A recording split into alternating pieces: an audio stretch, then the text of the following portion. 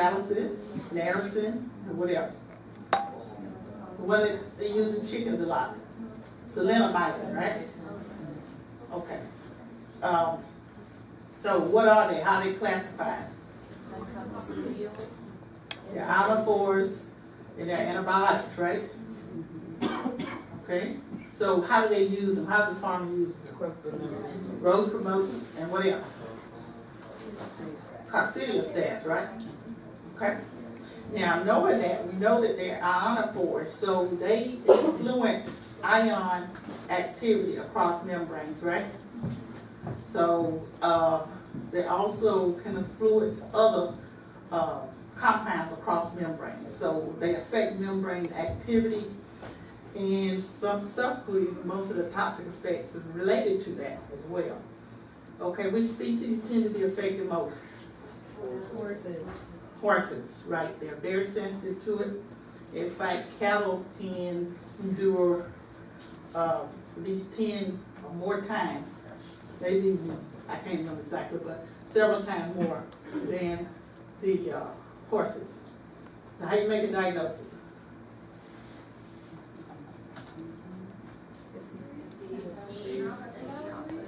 Yeah, you can determine the level that the animals have been exposed to, right? All right. And what do you expect to see clinically? What are your target organs? Heart. Skeletal muscles. So it affects. So you're going to expect to see what elevations of enzymes like LDH and cardiac activity, right? Let's see what I got. See if I got any answers. Yeah, I got some answers there. Okay, you guys were right. You got it all down. So you see anorexia, sweating, colic. So if you know the clinical syndrome, the major things the clinical syndrome will present, you'll know if a patient comes in and you need to include that in your list of differentials. Does that make sense? Okay. So you're going to remove the source and correct the electrolyte. So, Gossipol, what is it?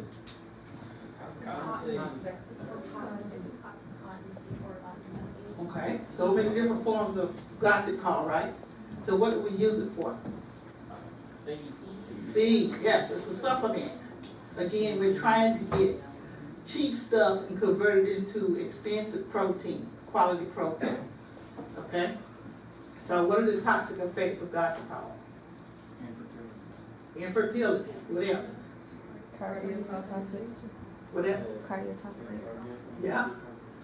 Okay, what else? Yeah. Protein. Okay. What about species susceptibility? All species of monogastrics are susceptible. Okay, right. Okay, oops, thought I was on this one. Okay. So, your monogastrics are more susceptible, and your young ruminants, okay? So it binds to proteins and iron salts, which justifies the reason why you can supplement iron salts to help decrease the toxicity, okay? And with amino acids. So your toxic lesions and effects usually affect the heart, kidney, liver. You may get malnutrition because it's affecting the protein, okay? And reproductive problems because it causes specific effects on sperms and the luteolytic phase of the female. So you can have that particular problem with Gossipol. So the signs you may see: anorexia, weight loss, decreased production, anemia, weakness, dyspnea, and probably what you would see if you send it to the pathology lab, you will see cardiomyopathy and liver damage. So you're going to remove the source and supplement with iron and amino acids. Is everybody good with that? Yes? Okay. See, do I have iodine? I don't think you have any problem with this one. Okay.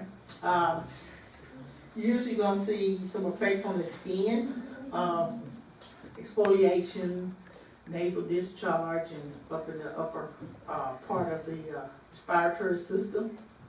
You may see problems with the lungs, and the key thing would be to confirm the levels of T3 and T4, and knowing this patient is exposed to iodine supplements. Okay, you got it? Okay, let's see what's next we got. Oops, I didn't fill this one out. What's the toxic principle of ethylene glycol? What? Okay. So what happens with that?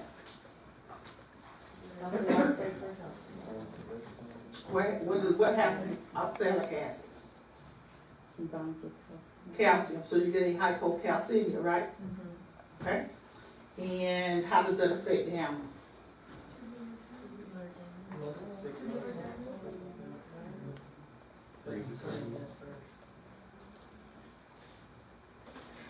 What does it do to, what about the biochemical intermediates? You have what? What kind of clean path? Hematuria, albuminuria. Okay. You have metabolic acidosis, right? Okay. And so you're going to see lesions where? Kidney. Okay. Okay. What's the onset of action with ethylene glycol? It might take a little bit, right, Rick? So you may see the patient looks like maybe he's all right. You may get some euphoric signs in these animals, right? By sniffing that ethylene glycol, get a little bit happier. And but if they drink it and they get enough, which doesn't take that much, which species is most susceptible to this? Dogs. It's more common in dogs. It's more common in dogs. I believe a cat maybe a little bit more. Where does ethylene glycol do? They here today? Yeah. Okay, but we know it happens more often in dogs and cats. Why? Because they're around the ethylene glycol more, right? But all of them, all of us, humans and animals are susceptible to ethylene glycol toxicosis. Okay, so where do you target organs? Kidney. Kidney mainly, right? And what else? The CNS. CNS, right? So what you gonna treat it with? This is the old question here. Supportive. Everything you can to save it, right? What's the antidote? Ethanol. 20% ethanol, right? Okay, what else? Calcium. 4 MPI. Okay, so how do they work? They compete with what? Alcohol dehydrogenase. That's what breaks down the ethylene glycol into all those intermediary products, right? And also there's another one of those steps here that I think 4 MPI works on. But anyway, they pretty much work about the same. Okay. So y'all gonna save the patient. Okay. Oops. What is this? Cyanide. Okay, I didn't finish this. Okay. What is the toxic principle of cyanide? Inhibits aerobic respiration. It binds to what? Cytochrome. Cytochrome oxidase in what? Cellular respiration, right? Okay. And once it binds to the iron in that, it stops cellular respiration. Okay? And then what happens? Can the patient breathe? No. Okay. So the iron is bound to cyanide then, right? So it cannot it can pick up the oxygen, but it cannot release the oxygen. So the patient gets super oxygenated. So the blood is real what color? Bright red. Okay? And so what you're going to treat this patient with the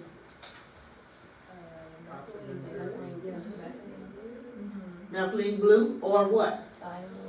Thiosulfate. Not yet, not yet. We'll use that, but not yet. What you going to use first? Say methylene blue or what else? Sodium nitrite, right? It could be potassium nitrite, either one. But anyway, what you're trying to do is convert that into a met hemoglobin. Okay? Because the met hemoglobin you can then treat it with sulfate and convert that to make it, the cyanide release the cytochrome oxidase, and you can go on. So the thiosulfate actually perpetuates the rotenase enzyme activity, which is a natural way the body gets rid of cyanide. Okay, so you're providing sulfurs to that cycle. Okay, so it's a two-part cycle with treatment of cyanide. Y'all got it now? Read back through it. You'll see. And what's the prognosis? Poor. Why? It happens so quickly? Right. So it's such an acute thing. It's much more acute than most other intoxications, okay? So that's why the mortality rate is high. Morbidity rate is not that high though, okay? Let's see what that. Okay, this is, okay, yeah, we said all this, right? Okay, go on to the next one. So you get sudden death, right? And they rarely survive longer than 2 hours, okay? They usually die within a few minutes. So signs you may see, if you see them, if they don't die before you see the signs. Hyperventilation, because they're trying to get some oxygen in, right? Decreased blood pressure, hypoxemia, induced convulsions, coma, shock, respiratory failure, and death. Does that make sense? Okay.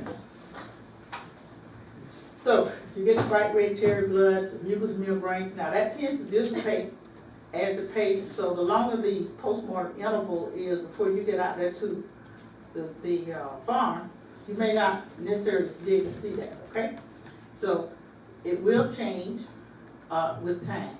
Just before these animals die, usually the membranes become dark or blue looking because they're cyanotic. So there's no specific lesions most of the time, unless the patient had a seizure and you may see evidence of some congestion or trauma. But you may get some changes in the patient. Now, one of the things they like to ask you on the boards is, what did it smell like? Bitter on, okay? No, that's for your boys, but don't be on there. And you can test your plant material, your sources, and check for a level of cyanide. And they have to, when you send the sample in, you gotta seal it really good, because this is a gas. Okay? So here it is right here. It's step 1, step 2. The sodium nitrate can be potassium nitrate too. Or don't use both of these. Because one of the problems you have with treating this way is that you'll produce so much hemoglobin that can make the patient sick too. And so in the human field, what they're doing is they're using cobalamin, which is a B12 compound, to avoid having to do this. Okay? And these are some cytogenic plants: the elderberry, several of your grasses, choke cherry, prunas, all your peaches, cherries, apricots, mandina, kumara, elderberry, and there's several others. And remember, some of these plants will have multiple toxins in them, like pigweed, okay? Nitrate. What happens to nitrate poison? Hemoglobinuria and oxygen deprivation. Okay, why do you get a hemoglobin? It reversibly binds to it.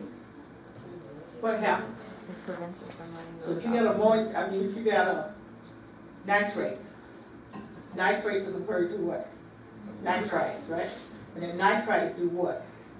They oxidize ferrous iron to ferric iron. So that ferric iron is a net hemoglobin.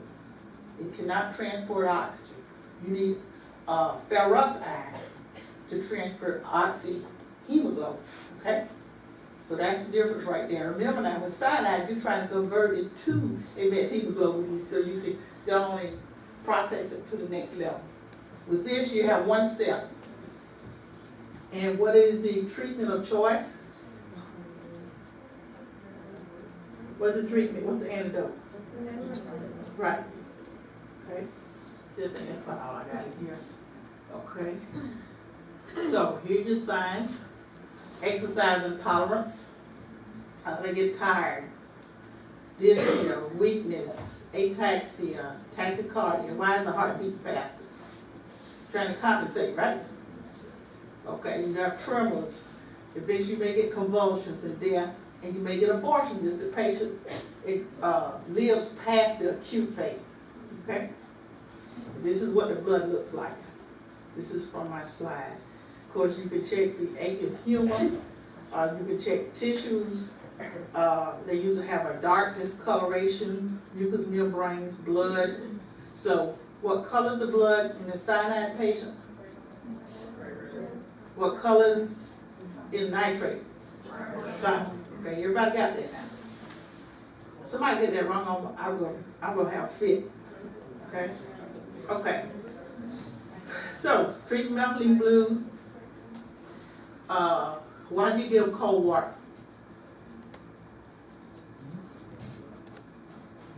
Anybody know? It should slow down some of the activity, okay? Penicillin may be helpful as well. Okay, let's move on. These are some plants. There are several plants that contain nitrate, okay? Kosher is one you may see.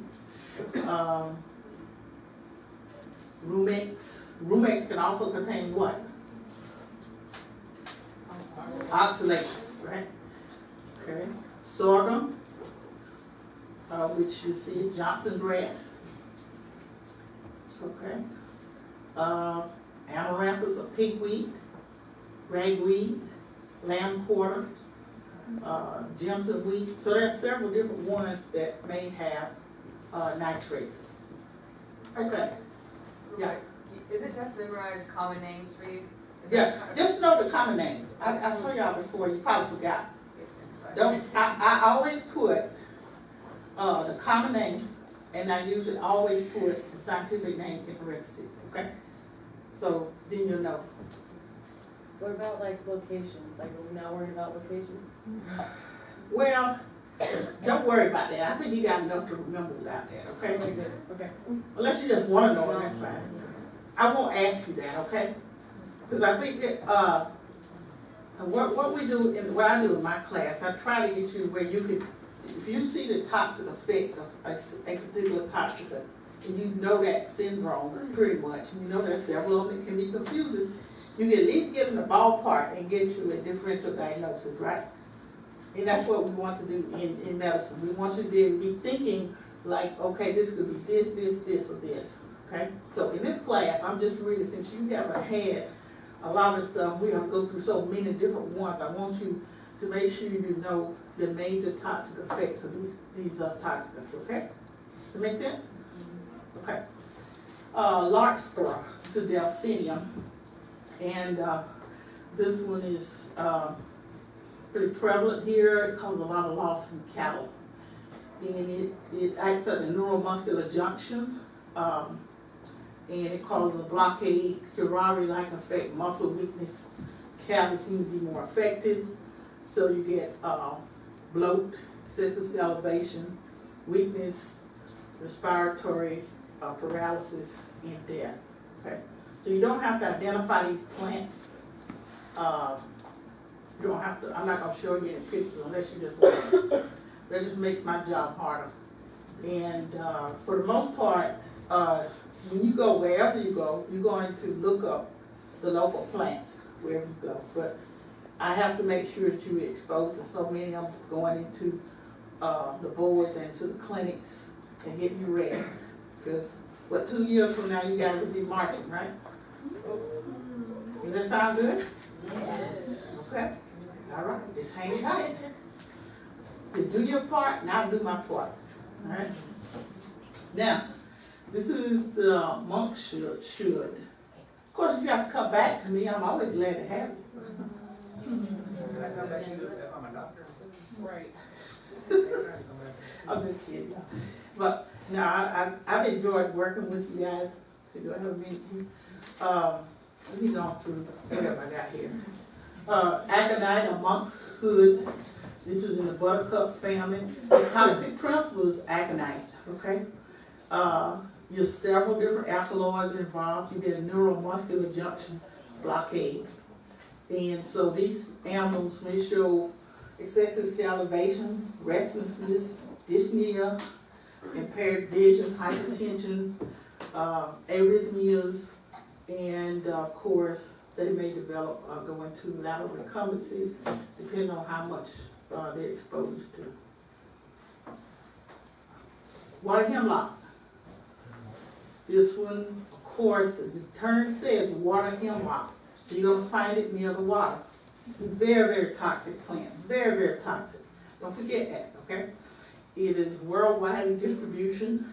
The toxic principle is cytotoxin, and it causes seizures. So it blocks GABA receptors. What is GABA? Okay, so if it blocks an inhibitory neurotransmitter, what happens? Excitability. Okay, so this patient seizures and has convulsions. And what does that sound like? Strychnine? Yeah, it does. I heard, who said? Strychnine. All right. Very similar to strychnine. Okay, so most of the time these patients don't live long enough for you to treat them, unfortunately. Okay, and if you look at all parts of this plant are toxic, but you see in the stem and near the root, you'll see they have little like openings in there where a lot of the toxin is stored. Okay, so it has a hollow stem, and of course there's no antidote. And we've had cases of all species poisoned with water hemlock. Now, poison hemlock, this is Conium maculatum, and the toxic principle is codan, just remember codan. It's a piperidine alkaloid. It has several other alkaloids in it. They look almost just alike from what my experience with these.